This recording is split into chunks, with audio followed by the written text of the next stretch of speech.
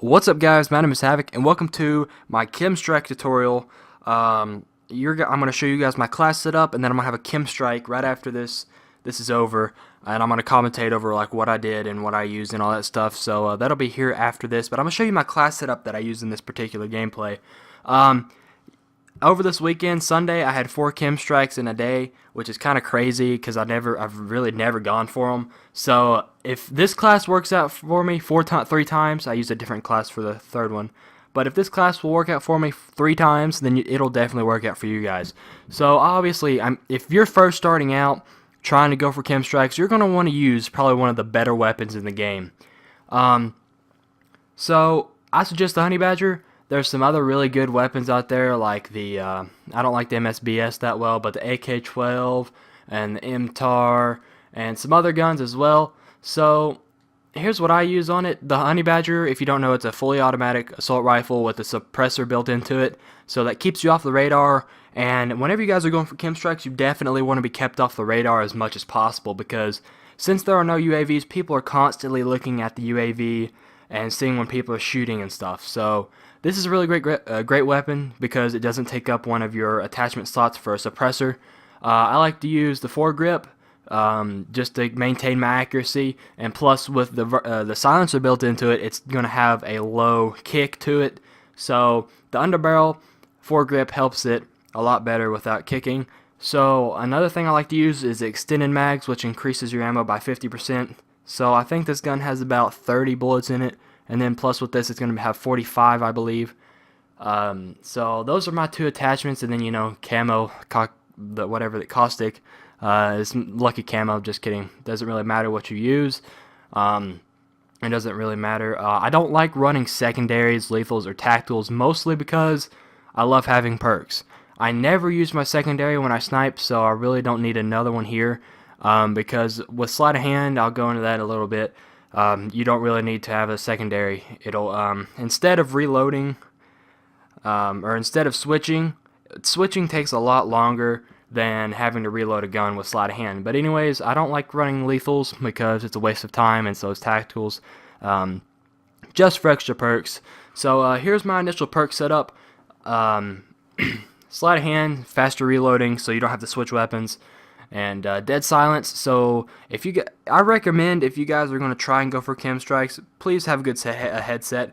It helps a lot, especially with like Astros or something that are supposed to be really good. But I use Turtle Beach's P11s, I think they are, and they work fairly well. So anything like a Turtle Beach or an Astro, and I heard Tritons work very well. They work, and then you can hear footsteps easier. So my perk setup is sleight of hand, dead silent, so you can move silently and you don't hear your own footsteps and get confused. Amplify, so you can get the jump on the enemies faster and you can hear them, so you don't have to worry about hearing them at the last second. Pardon me. But fully loaded, so you can start out with a full maximum ammo capacity. Now most of you guys are going to be like, Scavenger, please use Scavenger. No, it's not like it was in the other games. Scavenger, whenever on Modern Warfare 2 you had it, you could only pick up scavenger packs, and then when you got the pro version of it, you started out with full ammo capacity. But in this game, it's different. It's scavenger is another perk, and fully loaded is a single perk by itself. So you only start out with maximum ammo capacity, which is like 240 something if you're running with the Honey Badger extended mags. So that's what else I like to use. And off the grid, I like to use this because I'm undetectable on the minimap by SATCOMs and radar pings, and it's really useful. It keeps me off the radar, and when you're going for Chem Strikes, you want to stay off the radar as much as possible. Alright, so I'm going to get into my strike package. Of course, you're going to want to use Specialist, but the reason I have Ready Up, Takedown, and Gambler on is because you see this 2, 4, and 6. That is 6 kills, and then at your bonus at 8 kills, you get your Specialist bonus. Over a double XP weekend, every time I got my Specialist bonus and I got a kill, I averaged about 400 points a kill, maybe 2 to 4. In kill confirmed, it was 200 points a kill. So that was really good. So once you get on your 8 kill streak, you get to get more points per kill, which means level up faster, blah blah blah. Ready Up, so whenever you're jumped and surprised by an enemy, your weapon is ready faster, and you can pull it up quicker and start spraying and then zooming in and all that stuff. I run Gambler second after that, just to get a surprise perk. It doesn't really affect me much as long as it's not Stalker, because Stalker kind of screws me over a little bit. And then I have Takedown, but it really doesn't matter what order they're in. As long as you choose one of these single perks, it doesn't really matter, or 1-point perks, it doesn't really matter. I just have those 3. And then for the bonus 8 kills, you definitely want to run Deadeye. Consecutive kills increase the chance to deal more damage with bullet weapons, which means basically the higher kill streak you get on, the more effective or more chance of dealing more damage with your bullets are. So Deadeye is a really good one. Resilient, so I don't get caught in a situation where I need to jump out of a window or something, and I don't die from it. So Resilience is a really good one to have, and Scavenger as well, so I can resupply from dead players. So about this time, about 10-12 kills in, I'm gonna need Scavenger to pick up ammo. So yeah, I just kind of went dead there. But anyways, that's my class setup. Here it is once again for you guys. So I will be going into the video KEM strike here in a second. Peace. Alright guys, so I'm back, and what you're seeing right now is a kill confirmed match on Octane. This is my very first KEM strike. I'm using that exact same class setup I showed you guys a few minutes ago, or a few seconds ago I should say. So before I get into all this KEM strike stuff, tutorials and tips, I would apologize for no game audio. Because of the PlayStation 4 having HDCP, which stands for High Definition Capture Protection, I believe. Don't quote me on that, I'm not for sure. But I'm having to have this crazy setup with all these random cords and stuff going everywhere. So I'm having some things to bypass with, and so no game audio until they patch it. So hopefully they patch it soon, because I've had 4 KEM strikes and forgot to record one of them. But any of the PS4 gameplay I get will not have game audio, so I'll be sure to find some music in the background to put in the background for you guys, so you guys like don't have to listen to my voice, because it gets very boring after a while. But because I know everybody likes to have gameplay noise or something in the background while they hear a commentator talk, so I'm gonna try and find some music, and hopefully this all works out well, and hopefully they patch it soon.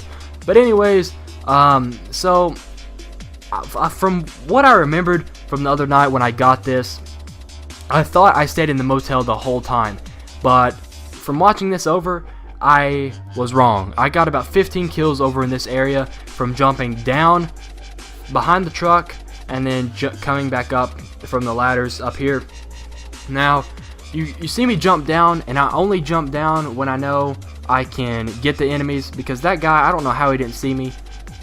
Pardon me, but I don't know how he didn't see me. So basically, I tried to lay prone and get in the most defensive places possible, and I could hear him coming, so I knew when he was coming because of my headset. I have Turtle Beaches, like I said, and they help me hear footsteps when I run the Amplify perk and Dead Silence, so I don't have to hear my own headset, or my own footsteps, I mean.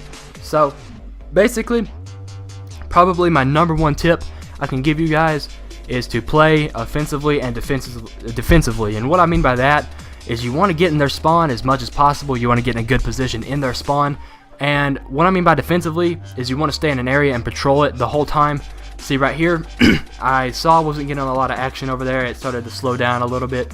So I got in their spawn, and I started just taking out when they were coming towards me.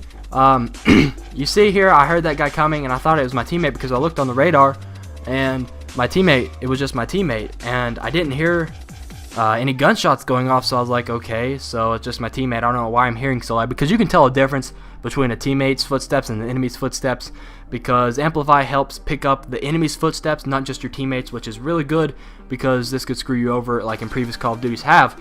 So I could hear all these guys running around and stomping. You can definitely tell when they are. See, I turned on that guy. If I didn't have Amplify on, that I probably would have died there. But basically, what you guys want to do is you want to stay in a certain area of the map, and you kind of want to patrol it. You don't want to sit in one spot. Like, if I were to sit at the staircase the whole time, I'd probably die by somebody coming up behind me, or they're just knowing where I'm at, and they'd keep coming for me, and eventually I'd probably die.